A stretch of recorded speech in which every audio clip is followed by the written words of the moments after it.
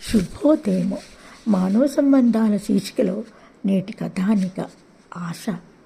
బొట్టు కాటుక పెట్టుకొని పువ్వుల దండలు ముడుచుకొని పదే పదే పాడుతూ ఉన్నాను. నా గుండెల్లో నుంచి వస్తున్నటువంటి పాట ఇది. ఎన్నాళ్ళో వీచిన రోజు ఈరోజు. ఎప్పుడు సాయంత్రం అవుతుందా అని తొందర. 2 రోజుల వరకు రానని వంట మనిషి పని మనిషి చెప్పేశారు. తనకంటూ ఏ పనులు లేవు.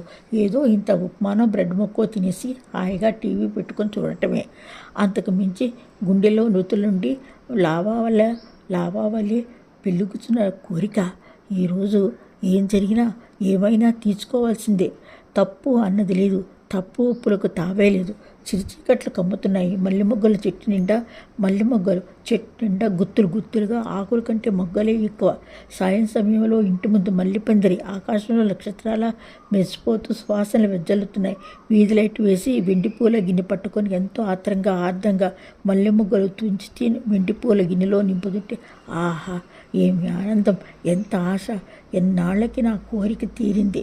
గిన్నె నిండగానే బయట వీధి లైట్ వేసి లోపలికి వచ్చి వంటగది తలుపులు వేసేసి దారం గుండ తీసుకొని మెత్తటి పరుపు మధ్యలో కూర్చొని టీవీ పెట్టుకొని ఎంతో కోరికతో మరెంతో నైపుణ్యంగా తెల్లని చేతి వేళ్ళు కదులుతుంటే 2 బారెల మల్లె చెండు కట్టి అద్దం తెచ్చుకొని స్టిక్కర్ బట్టు దువ్వెన పౌడరు కాటుక డబ్బా తెచ్చుకొని అద్దంలో అంతకు ముందు ఎన్నడూ లేని అందము నిండినటువంటి తన రూపం చూసుకుంటూ అతని ఆనందపడిపోయింది.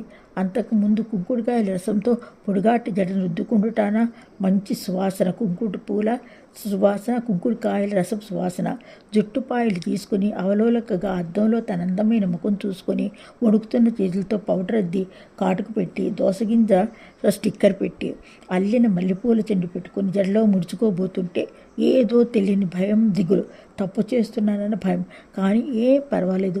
మనసు హెచ్చరిక. అయినా మనసు తెలిపే హెచ్చరికలు పక్కనెట్టి జడనిండా సువాసనలు నింపిన మల్లెదండలు ముడుచుకొని అందంతో అందమే పోటీ పడినట్టున్నటువంటి తన అందమైన రూపం చూసుకొని ఆనందంతో గుండెలు బ్రద్దలయ్యాయి.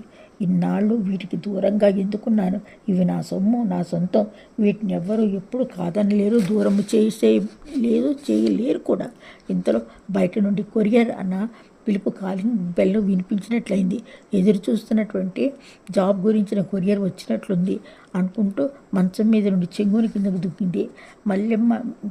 మల్లెలు తుంచినట్టు గిన్నెలోని మిగిలిన మల్లె మొగ్గలన్నీ మంచంలో పరుచుకున్నాయి. అద్దంలో తన అందమైన ముఖాన్ని చూసుకొని పూలు సరిచేసుకొని ఓసారి తన అందమైన రంగులు దిద్దిన ముఖం చూసుకుని తలుపు తీసింది. అంతే. ఒక క్షణం గుండె ఆగిపోయింది. 3 రోజులు సెలవులు పెట్టుకొని వెళ్తానని చెప్పి ఉదయం వెళ్ళిన వంట మనిషి వెంకటమ్మ ఎదురుగా కనిపించింది.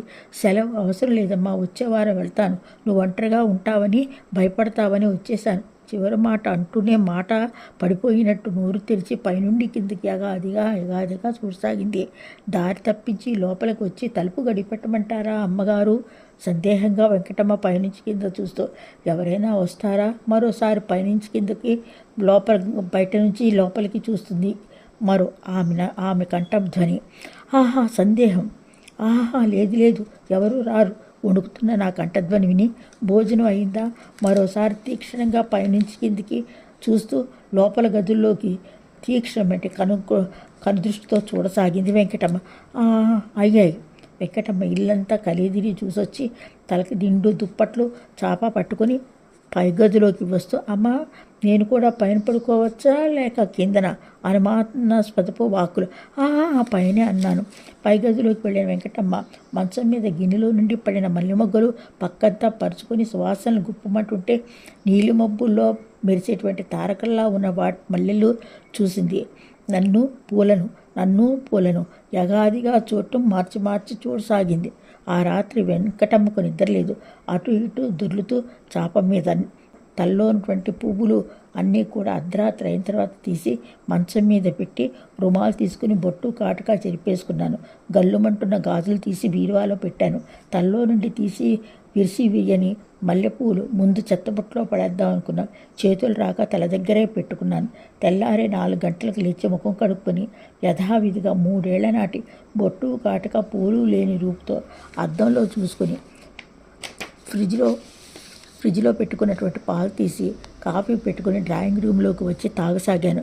వెంకటమ్మ కూడా లేచి తన పనులు తాను చూసుకుంటూ తన్నొకసారి మళ్ళా పైనుంచి కిందికి చూసి, చాలా తప్పమ్మా, ఇలా పూలు గాజులు బొట్టు పెట్టుకోకూడదు, అవన్నీ సర్దుకుపోవాలి, అవన్నీ ఆశలుంటాయి, కానీ ఆశను నుండి విడుదల పొందాలి, సర్దుకోవాలి. ఏలోక బంధాలు త్రిపేసుకున్నావు, వాటిని పైకి వెళ్ళిన వరకు ఆచరించాలి. అవునులే అమ్మ, బ్రహ్మంగారు అన్నట్టు విధవలు పూలు గాజులు బొట్టు పెట్టి ఆచారాలన్నీ మంటగలుపుతారు అని ముందే చెప్పాడు. శరీర ఆశలు కోరికలు తెంచుకోలేరు, చీకట్లో కోరికలను తీర్చుకుంటారు. ఇలా అంటూ పోతుంది వెంకటమ్మ. 60 ఏళ్ళు పడిన ముత్తైద వెంకటమ్మ పసుపు గంధము కుంకుమ, తలలో పూలు కడియాలు పుస్తులు నల్లపూసలు. మరి తను 25 దాటనది. మల్లెలు పెట్టుకోవాలనే ఆశ, బొట్టు కాటుగా పెట్టుకోవాలని నా గుండెలోని బలమైన కోరికను ఎవరో చూడకుండా రహస్యంగా పూలెట్టుకుని అలంకరించుకుని 4 గోడల మధ్య అలంకరించుకుని తృప్తి పడుతుంటే నాతో అంటూనే ఉంది ఆమె. నేను పడుతున్నటువంటి తృప్తి ఏ లోకంలో బయటికెళ్ళి చేసుకోలేను కాబట్టి 4 గోడల మధ్య పూలెట్టుకొని బొట్టెట్టుకొని నన్ను నేను తృప్తిపరుచుకుంటున్నాను. కానీ తప్పు తప్పు తప్పు తప్పమ్మ. పూలు పెట్టుకోవడం, గాజులు ఎట్టుకోవడం, బొట్టెట్టుకోవడం తప్పు. నీకు అర్హత లేదు అంటూనే ఉంది వెంకటమ్మ. అటు ఉదాహరణలు ఇటు ఉదాహరణలు చెప్పుకుపోతూనే ఉంది. నా నోరు తెచ్చుకొని వింటూనే ఉన్నాను. సెలవు. మరి ఎంపీఎల్ టైమ్స్ ఛానల్.